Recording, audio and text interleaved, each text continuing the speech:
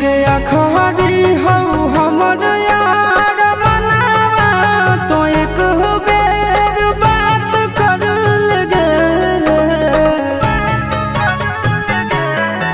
हो गया खरी हो हमर यार मनावा तो एक बेर बात कर लगे। हो गे सोना यारवा हो भरती पटनवा में आके मुलाकात कर लेगे। आगे सुना यारवा हो भरती पटनवा में आके मुलाकात कर लेगे। आगे चली जाइबौ छोड़ी के दुनिया विदाई अपने हाथ कर लेगे। आगे सुना यारवा हो भरती पटनवा में आके मुलाकात कर लेगे।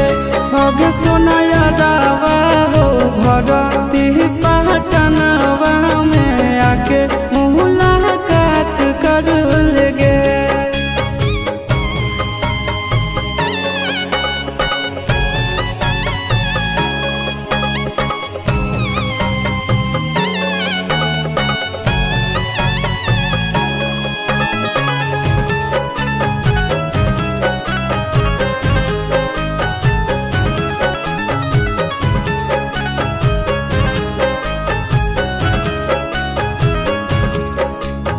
मरे घर पनिया पिलाई दी है जान गे।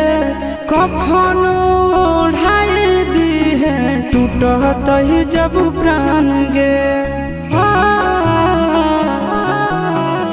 मरे घर पनिया पिलाई दी है जान गे। कफन ओढ़ाई दी है टूटत ही जब प्राण गे। हगे हमारा से तोरा जाती प्यार होता भेंट साक्षात कर लगे।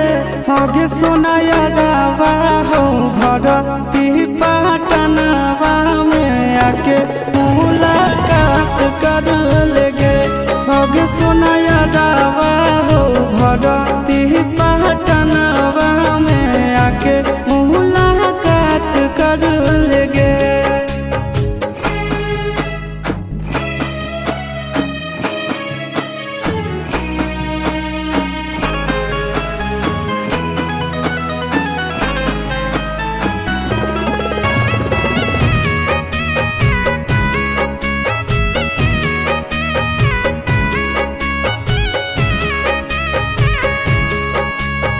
डॉक्टर जवाब दिल के बुलावा मौत के।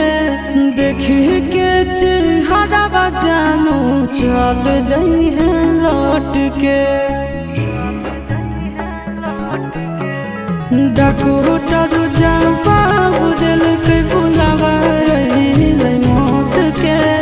देखी के चेहरा जानू चल जाई है लौट के। आगे अमन आलम गेला आशीष नंदन से औरी बिसवा घात कर लगे।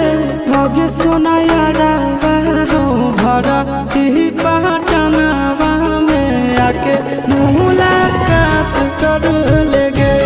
आगे सोना यारवा हो भरती